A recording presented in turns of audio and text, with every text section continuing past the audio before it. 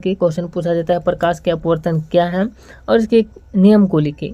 तो प्रकाश के अपवर्तन के दो नियम है, इसको भी याद रखना है। और प्रकाश के अपवर्तन का क्या है इसका परिभाषा आप लोग लिख सकते हैं यहाँ पे पहले, फिर लिखना है प्रकाश के अपवर्तन के दो नियम है। प्रकाश के अपवर्तन का परिभाषा आपको इससे पीछे में जो है बता चुके हैं, जाकर के देख लीजिएगा जरूर।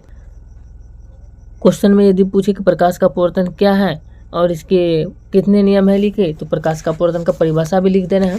अगर नहीं पूछे तो डायरेक्ट ज़्यादातर पूछे जाते हैं कि प्रकाश के अपवर्तन के कितने नियम है उसको लिखे।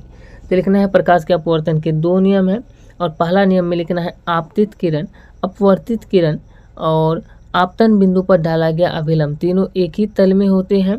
और दूसरा नियम लिखना है कि दूसरा नियम आपतन कोण और अपवर्तन कोण के बीच के संबंध को बतलाता है, और इस नियम की खोज 1621 ईस्वी में किया गया था।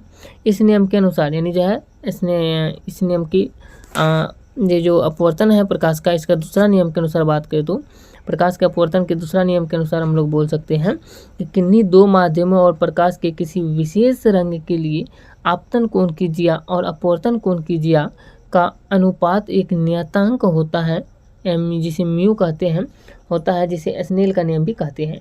आप लोग ये भी याद रख सकते हैं। क्वेश्चन नंबर ये तो लिख देना है, प्रकाश का अपवर्तन के कितने नियम है लिखने में लिखे पूछा जाएगा। तो अब यहाँ से क्वेश्चन ये भी पूछता है स्नेल का नियम किसे कहते हैं। तो यहाँ पर लिखा गया कि स्नेल का नियम कहते हैं, नहीं जो है प्रकाश के आपको हम लोग लिख सकते हैं प्रकाश के अपवर्तन के दूसरा नियम को स्नेल का नियम कहा जाता है, इस तरीके से लिख सकते हैं।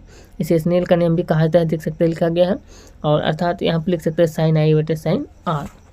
अब ये जो है इसको स्नेल का नियम भी कहा जाता है, प्रकाश का अपवर्तन के दूसरा नियम जो स्नेल का नियम कहलाता है। अब यहाँ से क्वेश्चन पूछा